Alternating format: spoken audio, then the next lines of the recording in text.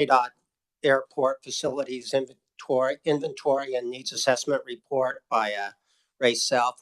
He's the new director at the KDOT Aviation Division, and it'll directly relate to the bill that we're going to have a hearing on afterwards. So, if you have any questions about the 15 million, you might just ask him right then and there, and then we'll move into that hearing with the other conferees also. So, welcome to the committee, Ray. Thank you, Mr. Chair, committee members. Ray Sieve, Director of Aviation for KDOT. Thank you for the opportunity to come here and discuss this airport facilities inventory. Also here today are Caleb Coltrane with Garver, the consultant that created the inventory, as well as Shelley Swanson and Scott Wagner with the Kansas Association of Airports, should there be questions that I am unable to answer. So hopefully that won't come up at least during the first part.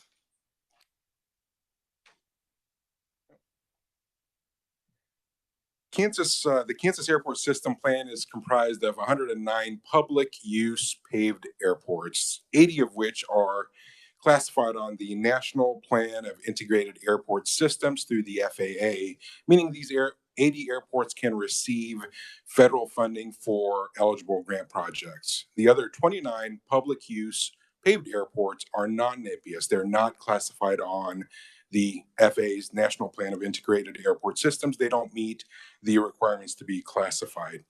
Of these 109 airports, they support the needs of Kansas residents, businesses, agriculture by allowing air ambulance access into the community. They support flight training, military, search and rescue operations, police operations, and they support the needs of Kansas in general, producing over $9 billion in annual economic output. The Kansas Airport Improvement Program is a grant funding program that is administered by KDOT Aviation. It provides funding for eligible projects, and there are 4 key objectives to KAIP. First one is maintaining the system's runways to very good condition, and we'll discuss what that means here shortly. Second is maintaining or minimizing surface travel time to air ambulance pickup locations, improving safety, and enhancing the community's economic appeal is the 4th objective. In 2023, KDOT Aviation initiated a process to inventory the state's aviation facilities and conduct an inventory of available infrastructure, as well as, more importantly, the funding levels needed to achieve KAIP program objectives. A joint task force was created out of industry stakeholders that included airport managers, the state airport association, the state hospital association, airport consultants, pavement engineers, and basically statewide aviation infrastructure stakeholders. The joint task force was commissioned to look at the statewide airport system and determine the funding levels needed to achieve KAIP program objectives, including looking at minimizing surface travel time for air ambulances and determining if the airport roles in its current state met the airport system plan program objectives. One of the first things that the joint task force did was they reviewed the pavement condition index. So once every 3 years, the KDOT Aviation visually inspects all pavements throughout the state, and it assigns a number of 0 to 100 for each of the pavements. 0 meaning absolutely horrible condition, and 100 being brand new pavement. So looking at that, it's a grading system that we use to help kind of funding priorities, selecting funding priorities. Anything that is above a certain level requires reconstruction. So anything that's below 60 or 50 will require full depth reconstruction. Whereas the goal with pavement maintenance is to maintain pavements at a level that's through preventative maintenance, through crack sealing, through vegetation control, through surface sealing, create a situation where we're preserving the pavement for a longer period. And in order to spend spending $1 above 65 PCI would require just minimal effort to maintain that pavement, whereas spending anything, that pavement getting below 65 would require additional funding, anywhere from 5 to 6 times as much for pavement projects. So looking at pavement conditions, we can kind of see what pavements look like on a scale from 0 to 100. So looking at that joint task force, they kind of looked at what a critical pavement condition index number would be. They suggested 65. I mentioned earlier, KIP program objectives require that we maintain the airport's system runways to very good, but that very good is not very described. So looking at having a set number, anything below 65 would trigger KAIP to maintain that pavement, and we're trying to again preserve the life of that pavement. Right. Could I ask you a question? Absolutely. So you say 65, but that chart right there makes it look more like it's 56. What's the discrepancy there? Why does that one say 56 and then the rest of the presentation is 65? So this chart really is intended to show kind of the range more than anything. So looking at that chart, 75% of the life of the pavement we're trying to create or prolong the life of the pavement through preventative maintenance for 75% of that life. And up to a critical point, anything below that, the condition of the pavement declines precipitously. So to answer your question, 65, and we'll look at it on the next slide here. If we look at maintaining it at 65, anything below, if we don't maintain it at that, it'll require additional funds for full depth reconstruction. 65 was a good number to select based on funding levels and needs. If we had unlimited funding, we can maintain it at a higher grade. If we do nothing, it'll continue to degrade. So if we do absolutely nothing, it'll be in the 50s. So then you're saying this one's wrong. More than anything, it's just to show the lifespan of the pavement. For 75% of the pavement's life, we're trying to maintain it at a good level, which roughly is around 65. Just a different way of potentially looking at it. Yeah, it doesn't agree with the rest of the presentation. My apologies. Right. System-wide, in 2022, the pavement condition index system-wide was 62%, or 62, but that's not spread across the board. So NIPIAS airports fared much better. Those are the ones that can receive federal projects. They came in at 64.5 pavement condition index. Non-NIPIAS airports are in much worse condition at 48.7 because, again, they do not qualify for pavement for federal funding. Also looking at this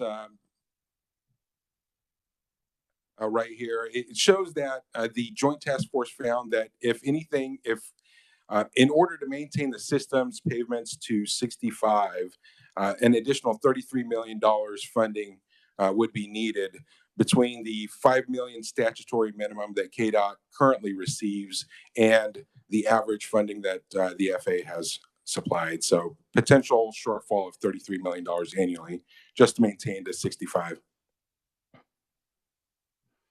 The Joint Task Force also looked at airport role analysis and how each airport falls within the airport system plan. And they made several recommendations for several airports to elevate their role with the idea that the elevated role would include additional infrastructure investment, potentially an automated weather observation system. They might need additional lighting or longer or wider runway.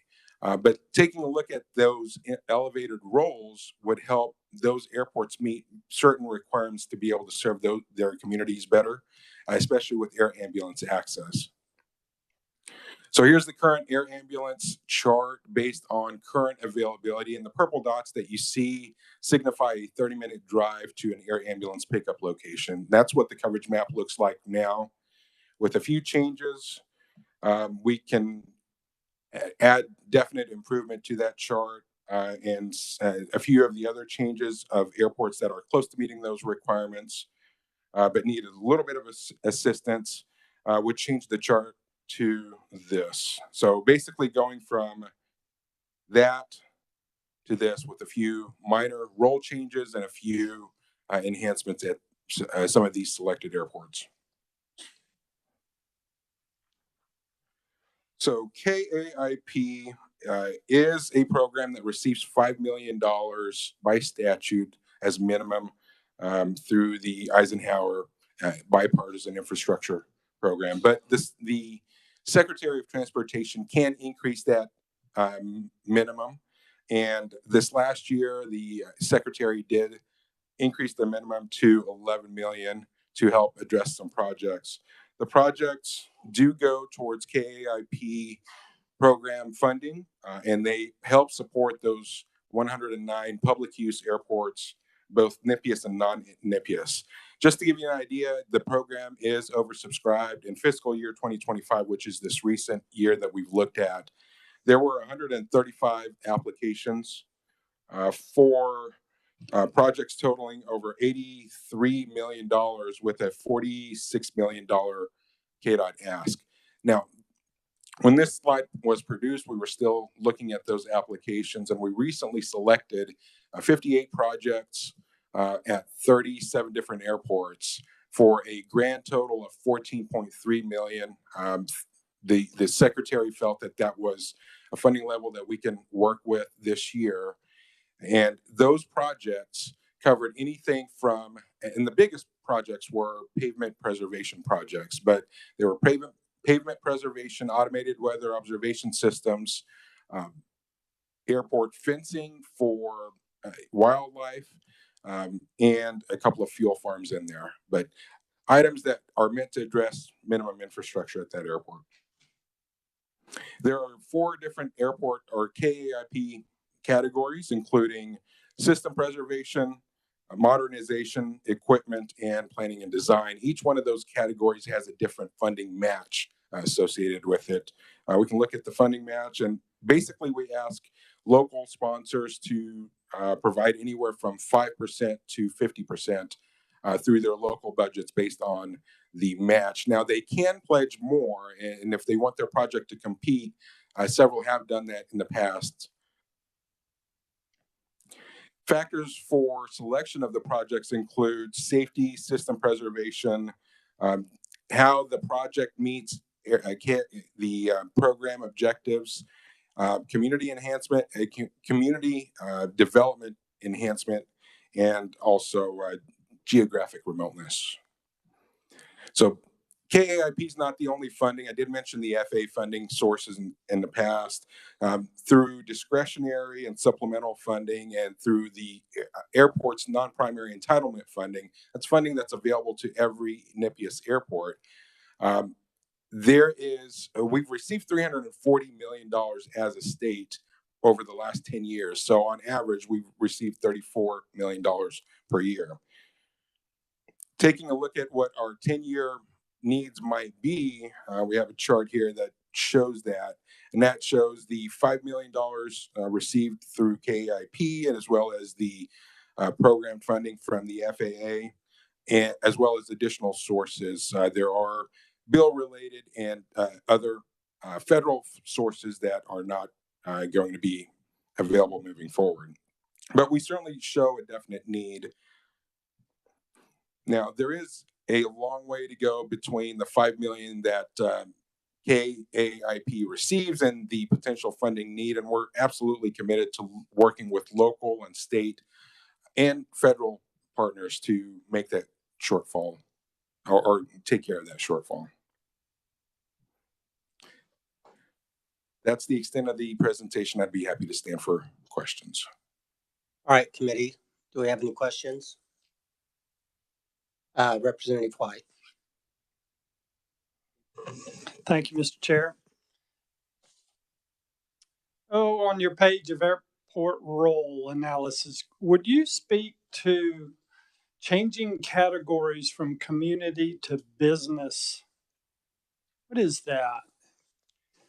Well, changing the category from community to business would basically elevate those particular airports, and not only the airport, but the associated infrastructure associated that would be required of a business airport. So, taking a look at that, for instance, some of the differences include um, availability of fuel, GPS approaches, lighting. Let me see. Transient overnight hangar space. There are a few actual infrastructure needs associated with the higher tier of those airport role changes. The majority of the needs really for, or the needs associated with that role change cover the need for like an automated weather observation system, perhaps a longer runway or a wider runway. And the only reason that we're looking at doing that specifically is to help improve the air ambulance access into that airport. I'm from a small community, the county seat. We have a nice hospital, but we can't get air ambulances. So I think the hospital board would be very interested in how to attain a business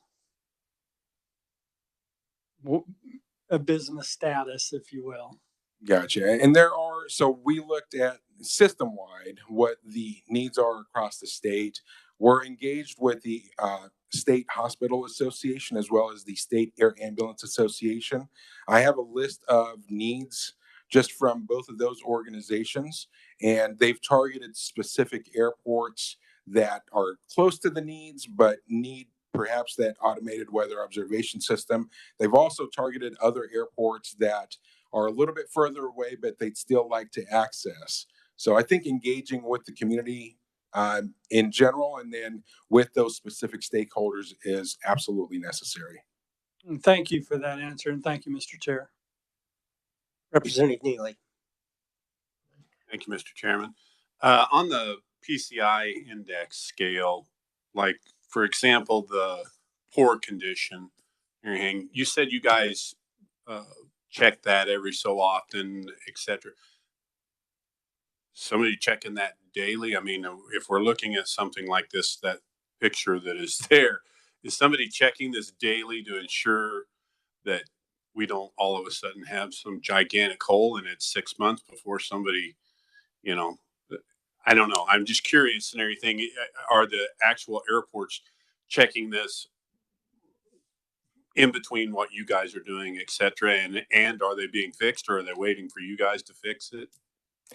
That's an excellent question, and it's an airport by airport response. But KDOT does the visual inspections once every 3 years. So as far as we do have a snapshot of what those pavements look like within that particular time frame.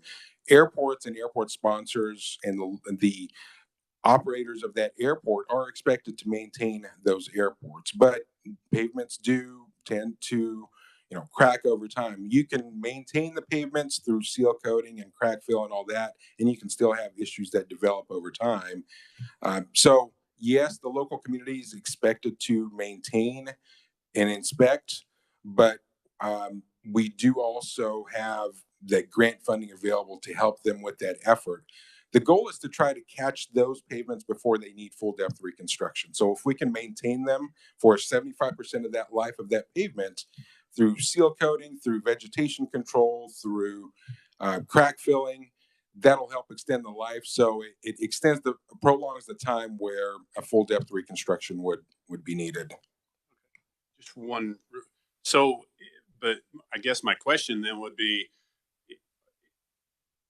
they actually are specifically supposed to be looking at this and stuff that way, because I could see them saying, well, we're waiting on you guys to fix this or something that way. Where's the liability going to fall and everything if something like this is in that type of disarray or something that way? Well, and again, I can't speak on behalf of every airport, but it is their requirement to be able to look at, inspect, and maintain that in a safe manner. However, they may not have the financial ability to, if a pavement is getting to the point where it needs more assistance, they may not have the financial ability. In my position, I'd love to provide them the tools to be able to maintain, so we're not having to do a bigger project in the future.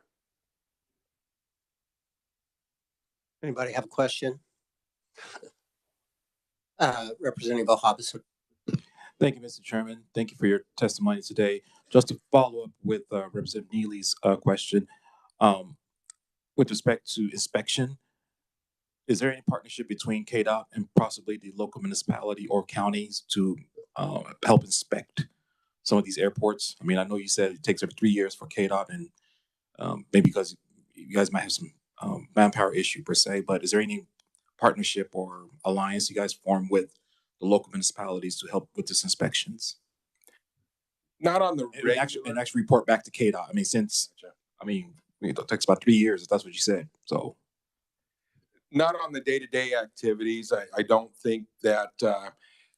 So each airport is required to do their regular inspections just to confirm that the airport is in a safe and operating condition. We don't have the manpower needed to be able to inspect those on a less than 3 year cycle or on a regular daily or weekly. And it's really not our role to tell them how to operate on a daily basis. So now to answer your question, we'd love to provide the resources as far as if they need help with learning what to inspect or what to do. We're there as a resource hub for them, but we can't help them in the day-to-day activities because we have 109 paved airports and an additional 30 unpaved airports, and for us to be able to do that, we just don't have the resources to be able to do that. And that was my question: if some kind of partnership between the local municipality or the county itself, if there's like a Department of Works that can step in to help with that aspect. I guess that's my question. It's as an airport operator, they're expected to be able to maintain that airport and inspect that airport to confirm that it's in a safe manner. And if they need assistance with knowledge, we'd be more than happy to point them in the right direction. Thank you, Mr. Chairman. I've got a couple of questions. So this funding that's in House Bill 272, will it allow you to draw down additional federal funds? We capped out already. So looking at the projects that we have selected, and I can answer it at least for this funding cycle, I'm not sure what the future will hold, but looking at the additional funding that we were able to program for this year, it allowed us to leverage more or participate in some federal projects to be able to leverage those federal dollars, or at least ensure that they happen. It also allowed us to leverage more local dollars as well. Some airports have a certain number of projects that they need, and they can either put all their money into one basket, or they can ask us to support 2 or 3 projects and be able to support those. So additional funding, I mean, we have effectively increased the effectiveness of the KAIP grant funding dramatically. So the answer is you can draw down more federal funds because you have more state funds to leverage, or do you just leverage more local funds? Well, both. So it's difficult to kind of answer that with, it's not, additional funding is not going to potentially increase. So because we're spending more state dollars doesn't mean that we'll get more federal dollars in a sense. However, there are a lot of federal dollars that are that require the airport sponsors to be able to provide a certain match. So if they are unable to provide all of that match and we can't help participate in that project would be delayed. So I don't want to misrepresent a fact, but we are able to help be that last mile of funding for several projects to make them happen. And did you say that the NPIS is not eligible for federal funding, but the non-NPIS are not eligible for federal funding? Is that correct? That's correct. Non-NPIS airports are not eligible for federal funding. And what's the primary difference in infrastructure between a non-NPIS PIS and a NPIS? Or is it just that the non-NPISs have not wanted to deal with the bureaucratic hurdles of being a FAA airport? Not necessarily about the bureaucratic hurdles, more so the NIPIS airports are classified by the FAA through several key factors, including their number of operations in and out of the airport, the based aircraft, their proximity to other airports that are NIPIS. So the FAA goes through a selection process to look at what they approve on it as far as on the NIPIS list. So then it's very difficult to move from a non-NPIS to a NPIS unless there's been some change in use. Is that a fair statement? That's a fair statement. Okay. And you said the pavement condition on the non-NPIS is about 48.5%, if I remember right. As of 2022. So it's probably changed a little bit since then. So will these dollars be primarily directed at those airports rather than the NPIS? Or is that a case-by-case basis? We take a look at projects based on their merits, based on the KAIP priority list. So we don't prioritize specific airports. We prioritize projects because we have to look at system-wide what the needs are. So explain that to me just a little bit. We don't prioritize airports, we prioritize projects. I was just thinking projects would be primarily airport specific. We're not specifically saying, okay, any project that this airport has, we're going to fund because it's a non-NIPIS airport. So we take a look at each project based on its merits. There is a criteria on geographic remoteness, so that plays into the decision tree, but it's not the only driver. Any other questions, committee? Okay. Oh, Representative Minix. Thank you, Mr. Chairman. I apologize for being late. Back to the 3-year inspection, I want to soothe Representative Hobson somewhat. Pilots are very good about communicating. If they see a danger in the area, if there's a flock of geese, if there's a hole in the pavement or the taxiway or something, they tend to report that to their fixed-based operator. FBOs can then transfer that out on the ATIS system. And I realize you guys go inspect every 3 years to compare the pavement between that airport and another one on kind of a comparative basis. But as far as safety within airports, it's very good based upon what the local cooperation is there. Fixed-based operators have a lot of control in those local airports. Pilots, airports, absolutely. All right. Any other comments? All right. So none, we'll move into the hearing on SB 272. And with that, we'll have an overview by our revisor, Chris Wagner. Thank you for your testimony, Ray.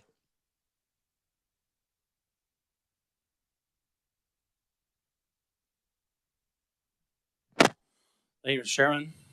Committee Senate Bill 272 would amend KSA 75-5061 to increase the annual transfer from the State Highway Fund to the Public Use General Aviation Airport Development Fund from $5 million to $15 million. The current $5 million transfer has been in place since July 1, 2013. Prior to such date, the amount of transfer was $3 million. Senate Bill 272 would also strike languages relating to the obsolete $3 million transfers. The Senate Committee on Ways and Means amended the bill by decreasing the annual transfer amount from the State Highway Fund to the Public Use General Aviation Airport Development Fund from $18 million as it was originally drafted in the bill to that $15 million amount, and made other technical corrections since the bill was a holdover from last session. The Senate Committee of the Whole passed the bill 36-4. The bill would become effective upon publication of the statute book, and I would stand for any questions. Do we have any questions for the revisor, Representative Hoheisel? Thank you, Mr. Chairman. Thank you for that overview. Does this appropriate any funds? Not necessarily. The funds would come from the State Highway Fund, so it would be kind of an internal transfer from the Highway Fund to the So it wouldn't really be germane to any other amendments to appropriate other funds from the state highway fund. That's really a different question. Germaneness is usually left to the will of the body. Okay. That's all I needed. Thank you, Mr. Chairman. Representative Hoheisel, if you want to make sure this never gets out of committee, you can work on that. Or gets above the line in the House. Mr. Chairman, I was aware the Kansas Highway Patrol was needing a new airplane, and I was trying to help them out on our side. So, Representative Delperdang. Thank you, Mr. Chair. So I understand what we're doing, where the funds are going to, but are there any of the funds in the state highway fund, do they come from SGF or is it funding from outside? In other words, we just manipulating and moving around SGF funds here.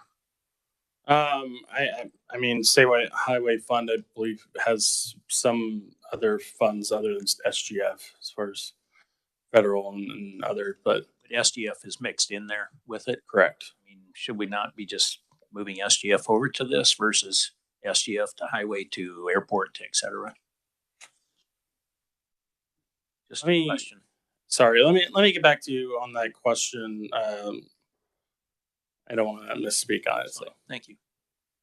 All right. Any other questions for the revisor? All right. Seeing none. If everybody will look at the fiscal note, that may answer some of the questions we have. You know, KDOT gets so much money moved into the state highway fund for a number of different reasons, some of which include state sales tax and then registration fees. I don't know exactly how they flow through. So this is basically a reallocation of those funds within the state highway fund. So it wouldn't be any new SGF funding. All right. So with that, we'll move on to the testimony from Mr. Seif. Welcome to the committee again. Thank you, Mr. Chair, committee members. I know I went through the majority of this information. I'd be more than happy to just briefly go over it again if you'd like. Nothing new here. There are 109 public use airports in the state. 80 are eligible for federal funds because they're classified on the FAA's National Plan of Integrated Airport Systems. 29 are not eligible for those projects.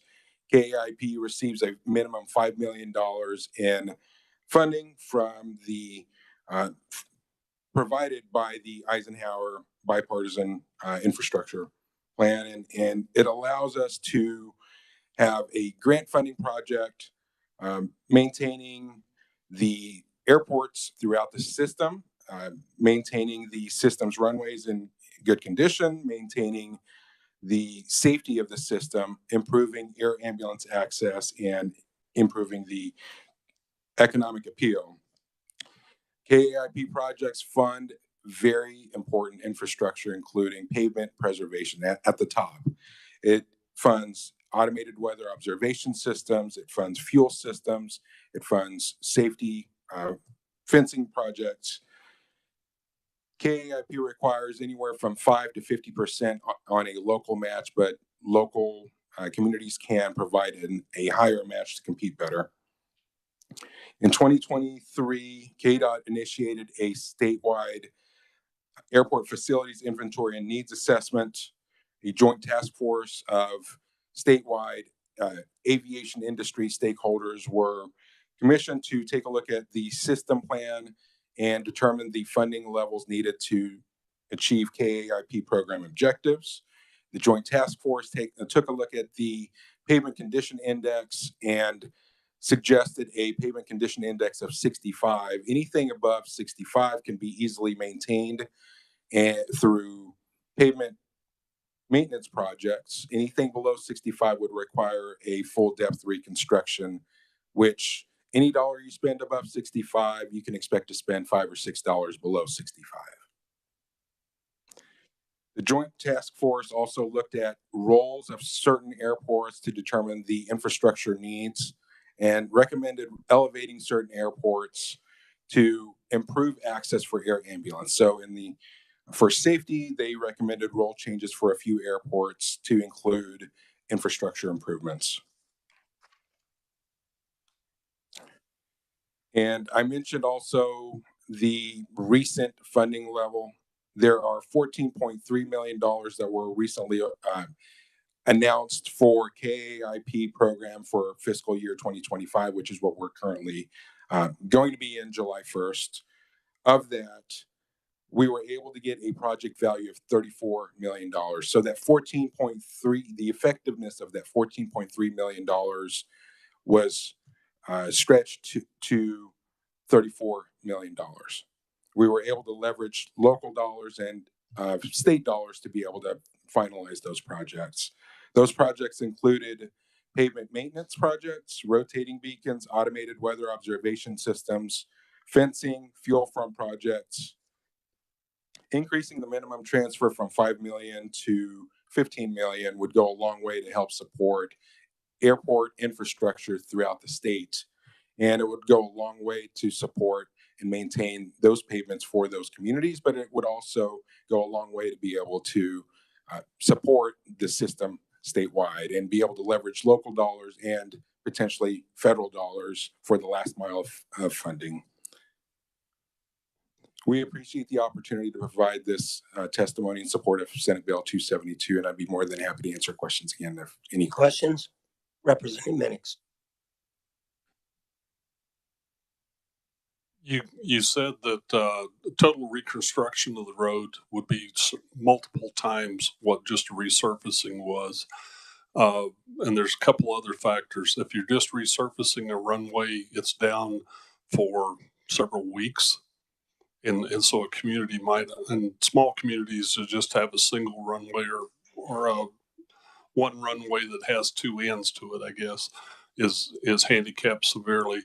Those that have, when you gets below that 65%, you have to totally rebuild. What's an estimate of the time that's under construction and that airport is closed?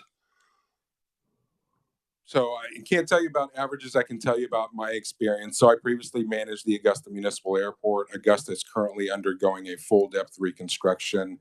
And there were two closures. One that was a 4 to 6 week period for minimal dirt work. The second one is anticipated to be 7 months. So full depth reconstruction will close the only runway available to that community for 7 months. Whereas a seal coat or a crack fill, like you indicated, is extreme. It's a lot faster. It's a lot better usage of funding. If we can't do that and it degrades to the point where it has to be reconstructed, then it's dramatically a much more funding needed, but it's also dramatically more difficult for the community. All the residents and users of that airport have to figure out somewhere else to go because the only runway is down for that period of time. I think you just illustrated how imperative it is to do continual maintenance on these and do small amounts of corrections as we go to keep those open if they're the only air ambulance in town. And besides, it's more cost effective. Absolutely. Thank you. Representative Ballard. Thank you, Mr. Chairman. Would you repeat something from it? You said there are 109 airports in the state. Just give me those statistics again. I was listening, but I couldn't write fast enough. 109 public use paved airports within the state. There are an additional 30 public use unpaved airports.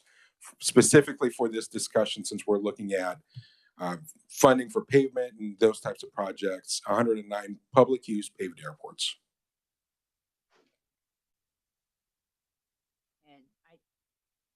And I think I just heard you respond that the airport, if you're going to do a complete job, not just resurfacing, would be about 7 months. That is one project. So there may be other factors. If there is another runway at that airport, then it may not, the airport itself may not be closed for that period. But for a single airport, or excuse me, single runway airport that has to have a full depth reconstruction, that's the time frame, at least for one case at Augusta Municipal Airport. Now, at this point, can you use the nearest airport if you can make a deal with them, or do you just have to totally go without emergency transportation? So you can use the nearest airport wherever that is. When we're looking at emergency transportation, I mean, distance is vital for being able to transport, but also the businesses associated that operate in and out of that airport, and that community doesn't have use of that airport. We don't know how, we can't really speak as to what the closest airport is that would be suitable.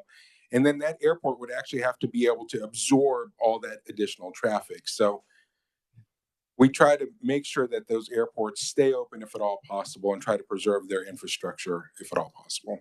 My last question, you said that the Secretary of Transportation would be providing the grants, so they have to apply directly to them for the grants? It's the application is through the Kansas Department of Transportation Division of Aviation. So the secretary has ks.gov as the administrator for the Kansas Airport Improvement Program grants. And I did say it was the last question, I did tell the truth.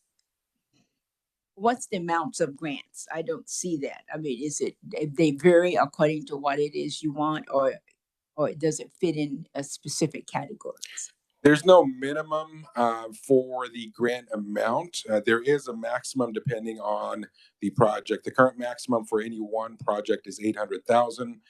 It's $1.2 million for a runway reconstruction and $1.6 million for a full depth reconstruction. So you can apply based on what your needs are for your project. Thank you, Mr. Chair. Are there any grants in the bipartisan infrastructure law that apply to airports?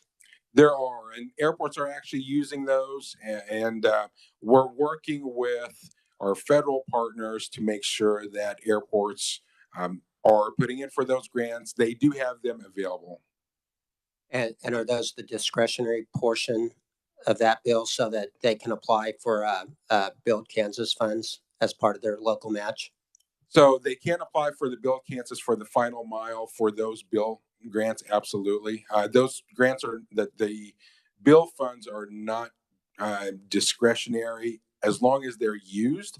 Airports have a certain time frame to use them, and if they don't use them within the first either 3 or 4 years, then they go into a competitive national fund. So one of the biggest parts of our office is to work with those federal stakeholders to make sure that, one, airports are aware and they're doing everything they can to program those federal dollars, because we'll take federal dollars any day. Yeah, without a doubt. Okay, any other questions? All right, thank you very much for your testimony. Thank you. Oh, Chris, go ahead. Sorry, no questions. I just did want to clarify for Representative Delberding's question. The State Highway Fund does not have any SGF transfers to it. It is motor fuels tax, sales tax, registration fees, and other driving related fees. All right. Next conferee is Scott Wagner. Welcome to the committee, Scott. And Scott is the president of the Kansas Association of Airports, correct?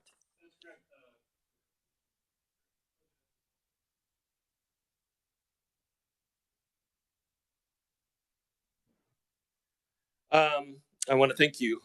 The Kansas Association of Airports is truly grateful to be here today. We've been working on increasing funding for this vital program for Kansas airports for almost 2 years now.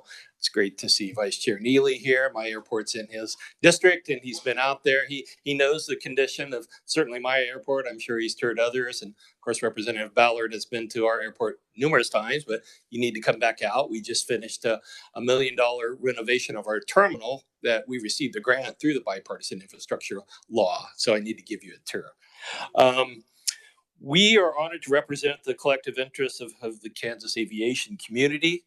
As Chair Francis mentioned, I'm also the manager of the Lawrence Regional Airport, and Shelley Swanson is the director of finance for the Salina Airport Authority. Both of those entities also submitted written testimony. If you have questions on those, we can be happy to answer those specific questions on that written testimony. KA serves as kind of the voice for airports throughout Kansas City. Our mission is to throughout the Kansas area. Our mission is to advocate for Kansas airports by fostering education, networking, information, and research. In fact, one of the major things that we do every year is have an annual conference where we share funding availabilities from federal updates to legislation. We share the latest in research from engineering companies. And this year we're having our conference October 9th, 10th, and 11th here in Topeka. So we'll be back this fall. The KAA has been a pivotal player in this KIP program since its inception. We were an initial advocate with the KDOT Department of Transportation to create such a program to provide funding for airports in our state. One of our main objectives is to make sure that this program is funded at the appropriate level, and that really brings us here today. It was just a week ago, as Ray mentioned, where KDOT released funding for this year's cycle. As he mentioned, $84 million worth of requests were asked for, and only $14 million were funded. So the program is definitely undersubscribed. But before I turn it over to Shelley, I wanted to answer your earlier question, Chair Francis, as to whether funding for this program helps airports leverage federal funds. The answer is yes. Last year, I received our airport a design study for our apron improvements, which has a PCI score of 27 right now. It's crumbling. And we also got a construction grant in the amount of $800,000 from KIP. However, the project bill is coming in at $1.7 million. So just last week, I had a meeting with FAA Central Region staff to leverage federal funds to point to the KDOT program that, look, we have much more than our usual 10% already lined up for this project. How can you help us at the federal level? We're lucky, as Ray pointed out, that with the bipartisan infrastructure legislation, Lawrence was allocated $295,000 annually that we could draw upon to apply towards that project.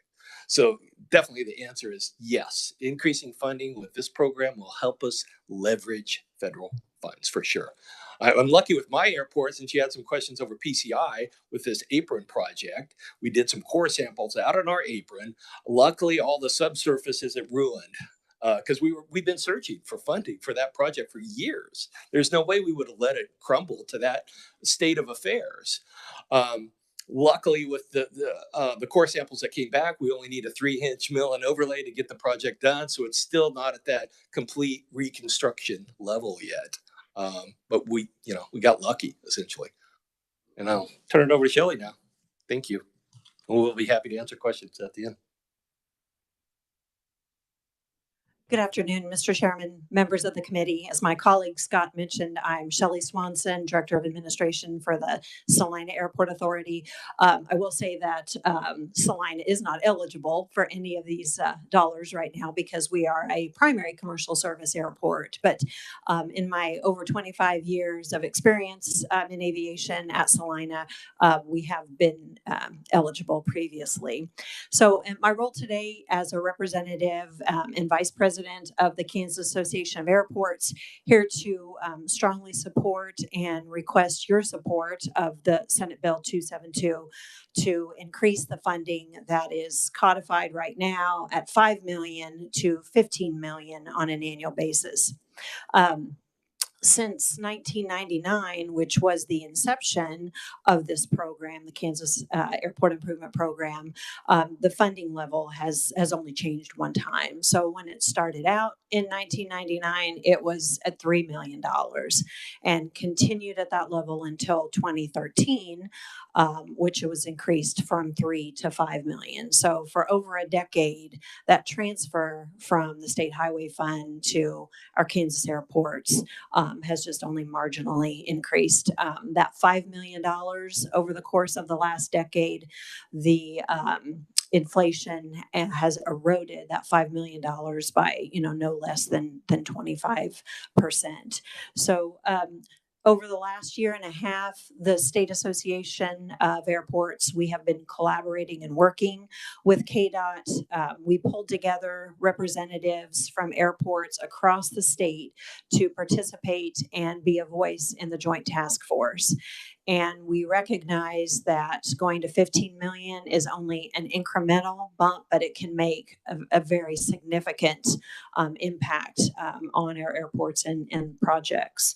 So I also wanted to address Representative Neely's comment and maybe a bit of concern about safety at airports. I can tell you as a representative of an airport sponsor, we are a certificated Part 139, FAA Part 139 airport. And even before we had commercial service, safety was always paramount. We are doing inspections on a daily basis, at a minimum, inspections after certain aircraft take off and land. There's minimum requirements for the size of hole that you can have on the airport before you can deem it as unsafe. And so that's paramount.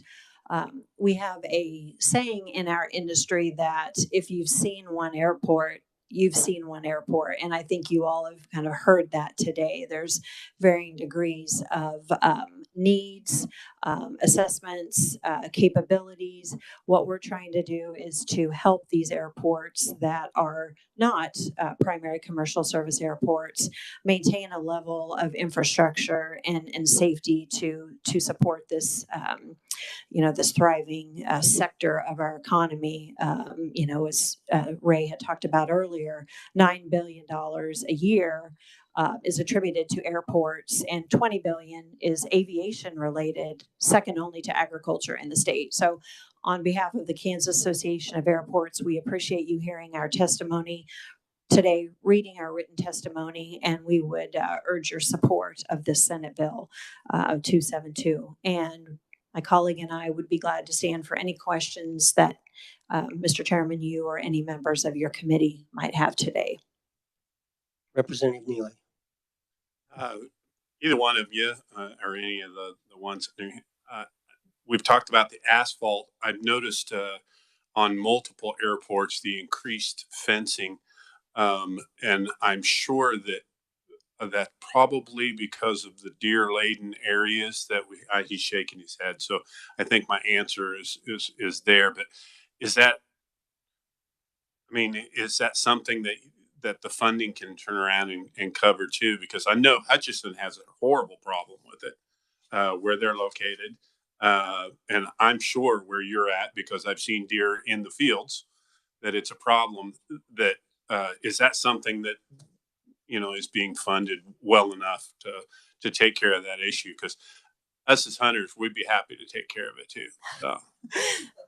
Thanks for the question, Representative Neely. Yes, wildlife mitigation is a huge factor on airports of all sizes, and certainly the perimeter fences can help in that regard. And it's not just we've got the critters that are trying to get over, around, fly over. It's a constant challenge for us. And yes, you could apply for KAIP dollars to fund wildlife programs that would include fencing.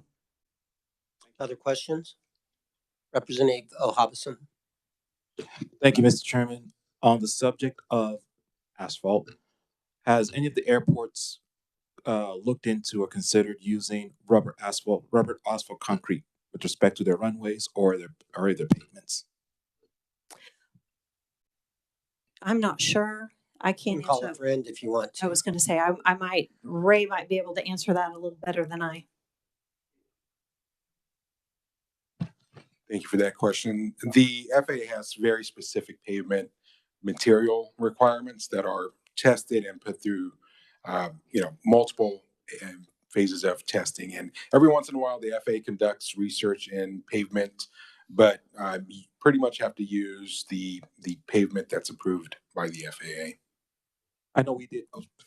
I know that we've had conversations in the past with respect to this particular rubber asphalt. I know that some airports, not here in Kansas, but others have actually used that particular pavement. So I didn't know if that's something that can be looked into here in our state with respect to using either on the runways or around the airports to help with respect to safety. And also you talked about preserving the life of pavements. So that's what I wanted to point out.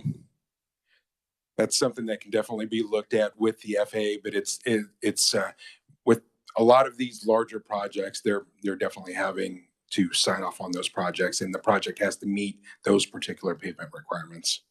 Thank you, Mr. Chairman. Representative Ballard. Thank you. I was reading part of the bill and I just want to get a clarification. You indicated that Salina was not eligible because of being primarily a commercial airport. Yes, Representative, if you are a primary commercial service airport, and which means you have more than 10,000 annual passenger enplanements every year, you are not eligible. So Wichita, that's Salina, that's Wichita, that's Dodge City, Liberal, Garden, Hayes, and Manhattan. A total of 7 in the state would not be eligible. Okay, what's the other type of airport? If you have commercial, do you have another type? Yeah, there's commercial non-primary, so that would be less than 10,000 passenger enplanements. And then you have your general aviation airports that do not have commercial service. Okay, so you're not eligible because of the number and the volume or the amount of money you generate. Correct. Commercial service airports, they receive $1 million every year from the FAA in what's called passenger entitlement funding. That explains it for me. Yes. Thank you very much. You're welcome. Thank you for the question. Any other questions? Okay, seeing none, thank you very much. Thank you. All right, committee, if you'll also review the folder that's on the S drive, you'll see that we have a number of other proponent testimonies. We got 1, 2, 3, 4, 5, 6, 7, 8 of them. So, there's broad support across the state for this. We have hospitals, counties, and of course, a number of different airports as proponent testimony. Do we have any other verbal proponent testimony? Seeing none. Do we have any opponent testimony? Seeing none, we'll move on. Any neutral testimony? All right. I'm going to go ahead and close the hearing on SB 272. Committee, next on the agenda, we have a hearing on SB 424, which is a very technical bill, and Chris will try to give us an overview of what it actually does.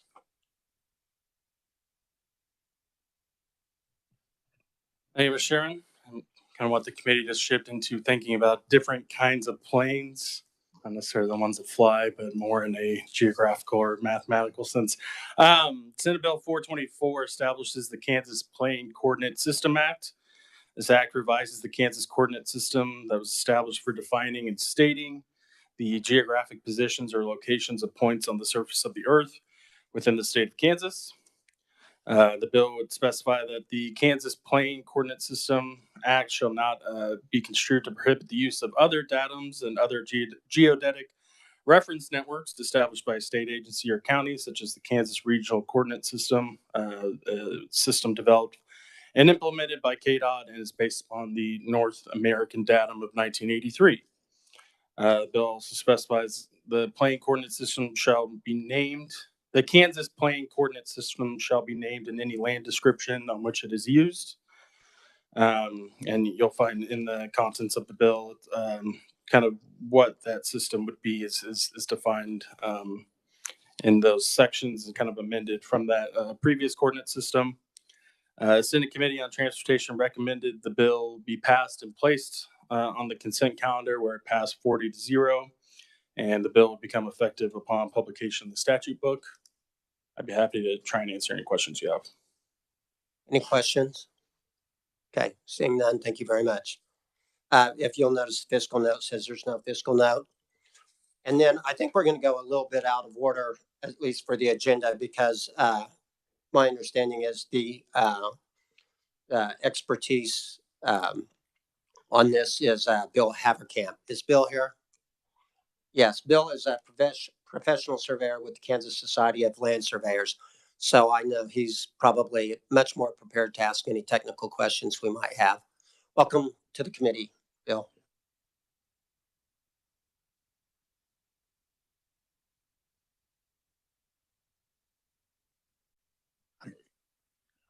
I probably be way loud now. I am Bill Haverkamp of Topeka. I'm a professional land surveyor. I'm representing the Kansas Society of Land Surveyors, offering testimony in support of Senate Bill 24. In my previous career, I worked 42 years for the Kansas Department of Transportation, managing the survey group and the Bureau of Right-of-Way. So I've been very engaged with surveying professionally for a while. For almost 100 years, Kansas surveyors and mapping professionals have utilized the mapping reference systems of the federal government. And state plane coordinates probably looks very technical. It is very technical, but if you remember back in geometry in high school or college, the x-axis and the y-axis, you develop some coordinates. That gives you a reference bearing and a reference distance. And what the state plane coordinate system does, it allows for many surveyors to work in a common environment. Okay, so we're not working independently. We're working in a system that has some checks and some balances. There are two datums that the federal government has crafted over the years. 1927 was the first, and then in 1983. Our current state statutes, 5828 A01 through 20 A07, reference specifically the 1983 datum. So this summer, a group of stakeholders got together, led by the Kansas Department of Transportation. The Kansas Society of Land Surveyors participated, as well as the Kansas Association of Mappers, which many county appraisers are members of that Kansas Association of Mappers group, the Kansas Geological Survey, and the Kansas GIS Policy Board. We met numerous times over the summer. We also included the geologist of the National Oceanic Atmospheric Administration, National Geodetic Survey, who are the individuals that are crafting the 2022 datum to make sure that we got the context right, the details correct, so that in this statute or this bill that you're looking at today, it's been QC'd and QA'd. And also, as we were looking at the current statutes, they did embody strictly the 1983 datum. And KDOT, in the course of KDOT and other surveyors and county officials have used the 27 datum before. It's still a workable datum. The math works. It's just over time, the science of geodesy and the study of the shape of the earth and the use of GPS have been able them to refine some of the modeling that they've done and make our measurements even more accurate than they ever were. So it's really a good product. They've been working on it for almost 10 years. So as we look at our current bills and then looked at what the future may hold, we tried to make it a little bit more flexible and robust. So this current bill, Senate Bill 424, recognizes the 1927 datum, the 1983 datum. Also, the federal government is planning to launch the 2022 datum in 2025. So we wrote the language in the bill to afford future datums because it's not in place right now.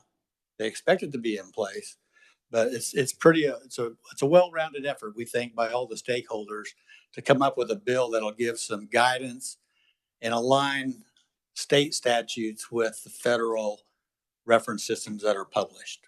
Okay, so once the 2022 datum is published and in use, the federal government will not maintain the 1927 or the 1983 datum. They'll be just what we're calling legacy systems. There is no mandate for anyone to do anything. We consider this a revenue neutral bill. No county mapper will have to change anything. They can use what they have. It just aligns our state statutes relative to state plane coordinates with the federal. And with that, I would be happy to try to address any questions you might have. I even hate to start this. So when I get a deed and it's a meets and bounds deed, will this change anything at all on that? No, sir. In fact, the calls in your deed would be superior to any coordinate data. Okay. What mainly you will see in the deed would be a reference to a bearing, a bearing of a line in reference to the Kansas plane coordinate system. That would probably be the most nominal thing you would see, but it would always be secondary to the superior calls of a description. And that's included in the bill. All right. Any other questions? All right, seeing none, I think oh, wait, I knew you couldn't resist. Okay, sorry. I'm just trying to figure out where it's talking about Lambert's in here. Is it a projection from the ground or is it a specific coordinates? Well, there's two type of projections. There's a conical projection and a Lambert projection. Missouri is a conical state because of the shape of the state. And a Lambert is more of an east-west state, which Kansas is. So presently in 1927 and 1983 datums, there are two zones. And if you can imagine, they've created the math to where the north zone, which is the north half of the state, and the south zone is the south half of the state. They've got like a horizontal plane. And what you do is you work with the horizontal plane on grid, and then you project it to the ground. So based upon elevation, your distances get larger. As you get closer to the grid, they get smaller. It's the math that the geodesists have come up with to define the system of state plane coordinates in Kansas. That will no longer be the case after the 2022 is adopted. They are going to, KDOT was very forward thinking. They funded a low distortion projection in 2017. And what that does, it even minimizes the distortion. Where we had 2 zones, we now have 20 zones. And where there would be some variation of a value in the old system, that is negated by the 20 zones we have today. The differences that are observed by the surveyor are within a quarter of an inch on this new system. It's going to be a much better system, much more retraceable. We're excited about it. Okay, I'm just familiar with it from a brightness scale, but not necessarily what you're getting into, but dual meanings. Okay, thank you. You're welcome. Representative Ballard. Just a quick one. You said conical for Missouri, and what was Kansas? Lambert. Lambert? It's a Lambert projection. Yeah. It's just the definition of actually, Missouri is the Mercator. I'm sorry. Missouri is the Mercator. Kansas is the Lambert. Conical would be like that. And that's where on the grid, you're at this. On the top, on the ground line, you're at that. And that's the difference in measurements, the horizontal measurements. It goes. Pardon? Spell Lambert. Lambert. Just like the rolls.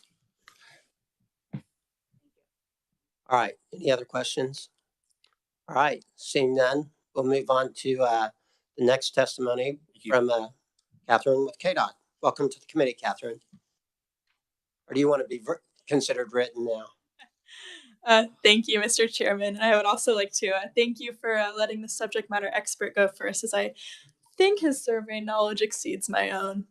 Hello, committee members. My name is Catherine Magana. I am the Legislative Policy Analyst and Liaison for the Kansas Department of Transportation. It's nice to be speaking with you today on Senate Bill 424. I know you have the full testimony and have just listened to Bill, so I'll give you the abridged version. This bill is an important technical change to create uniformity among surveying professionals and will also remove the need for any future legislation to again change the year or formal name, such as the Kansas Plane Coordinate System of 1983, in any future regional coordinate systems.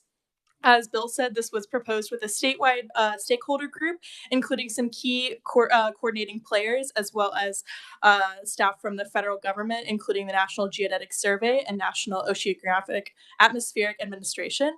And this collaboration is mostly just intended to keep Kansas in line with federal standards and improve the capacity and efficiency of the state's surveying professionals. These proposed updates to the statutes would again just support the planned update by the federal government that is coming in 2025 when dealing with any surveying and mapping reference systems and the definitions of those units of measurement.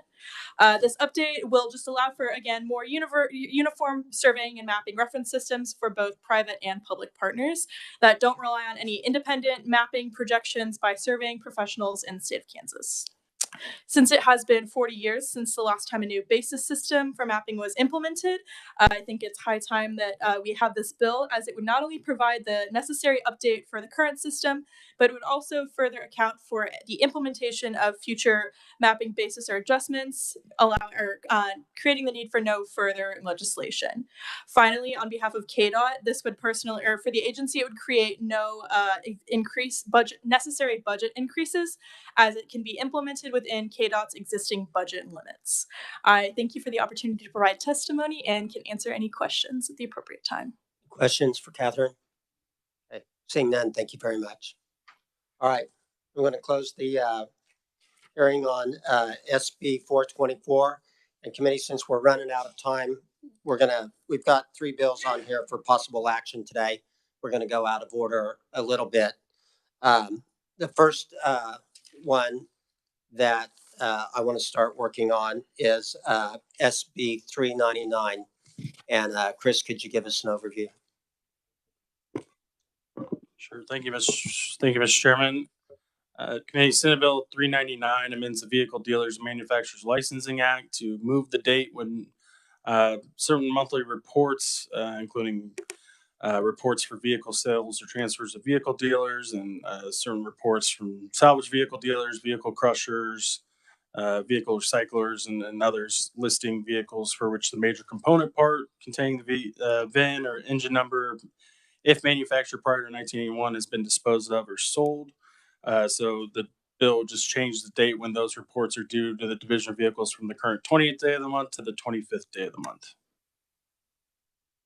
And do you have the vote count on that? It went on the consent calendar in the Senate. Correct. Consent calendar passed Senate 40-0.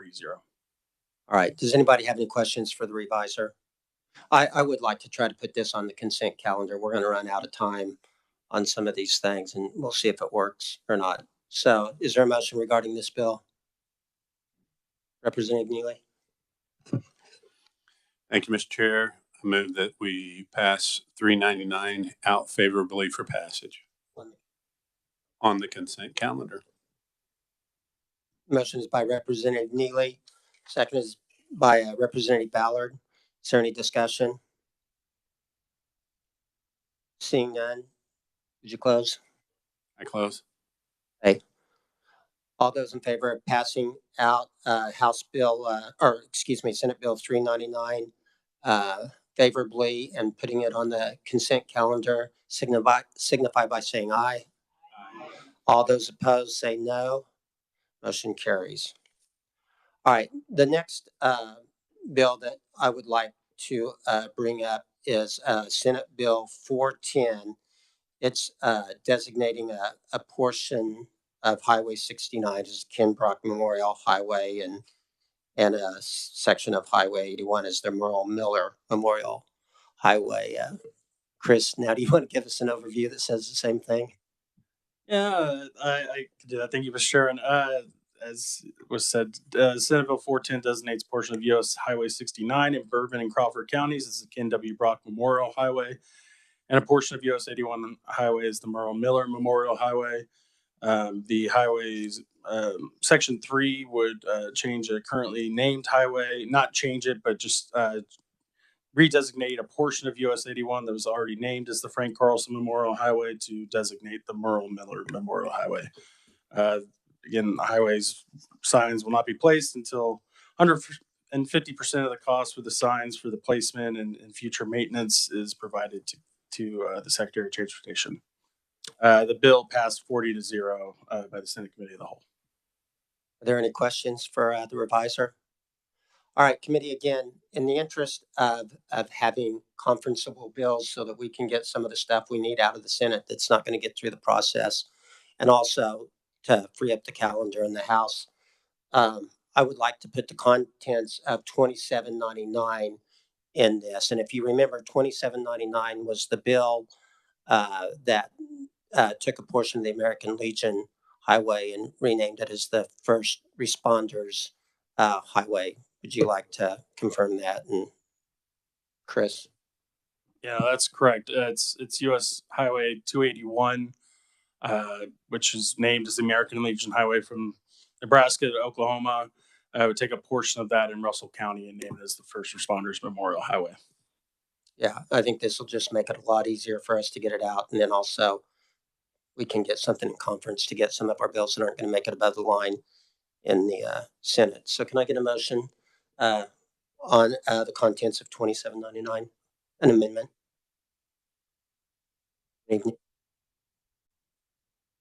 Are you, question, Mr. Chair, are you putting 410 into 2799 or vice versa? We're putting 2799 into 410. Okay.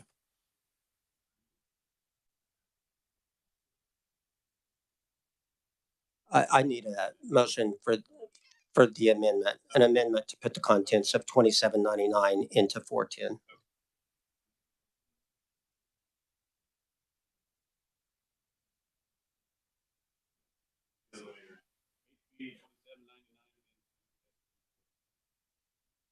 Okay, the motion is by Representative Neely. Second is by Representative Ballard.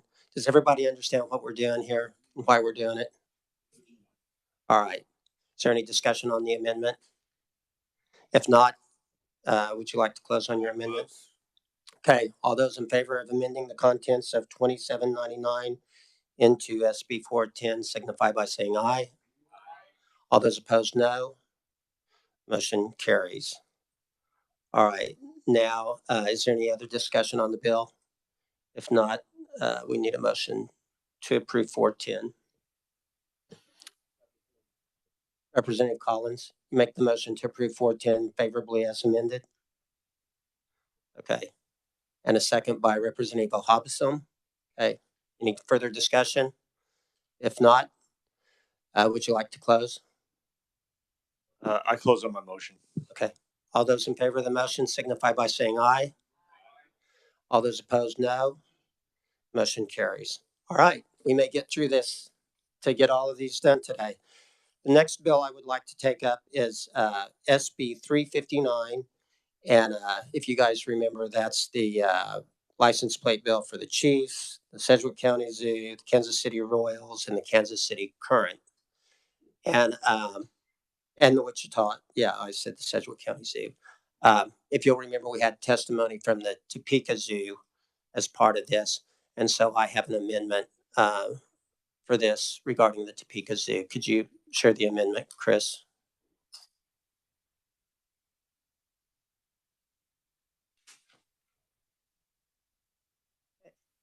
And can you share that? Why don't you pass out the other amendment at the same time? We've got another amendment. The Royals came up with their beneficiary, so that'll be the next amendment after this. They contacted us through Federico and Durst.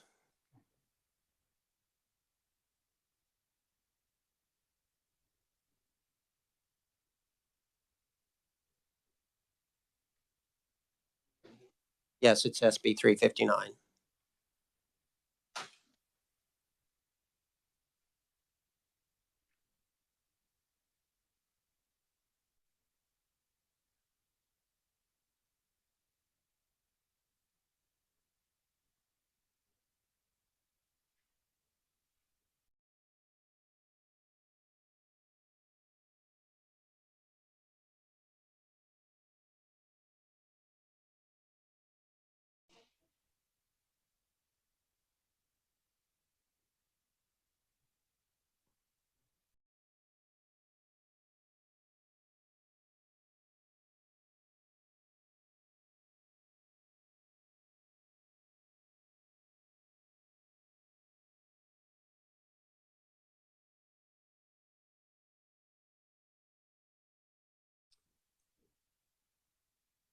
All right, Chris, could you explain the Topeka Zoo amendment, please? Sure, Mr. Chairman. So committee, you'll see section 6 will be where the Friends of Topeka Zoo license plate will be added. The license plate's kind of, I guess we say, is a standard kind of distinctive license plate. The Friends of Topeka Zoo will set a fee in between $25 and $100 for local use royalty payment. Those payments would be deposited into a newly created fund and be used for the Friends of Topeka Zoo.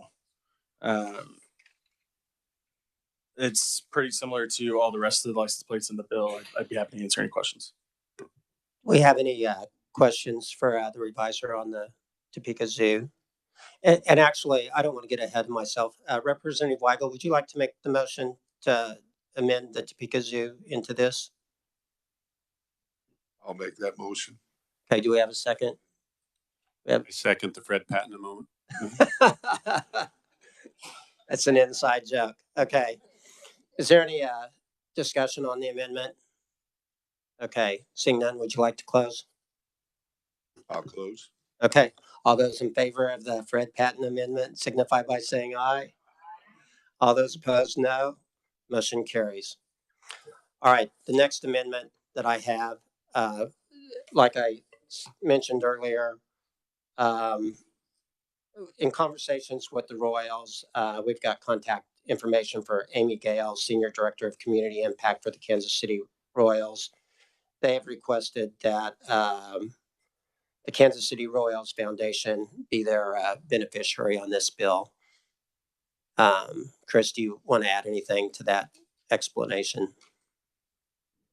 Thank you, Mr. Chairman. Yeah, the amendment would just strike where it says a charity approved by the Kansas City Royals, and instead say payments from the Kansas City Royals license plate fund shall be made on a monthly basis to the Kansas City Royals Foundation. Representative Essex, would you like to make that amendment? Yes, I'd like to make a motion to approve the Kansas City Royals amendment. All right, is there a second? Let's get someone. Representative Melton. All right. All right, we have a motion and a second. Is there any discussion on the amendment? Representative Essex, would you like to close? Close on the amendment. All right, all those in favor of the amendment signify by saying aye.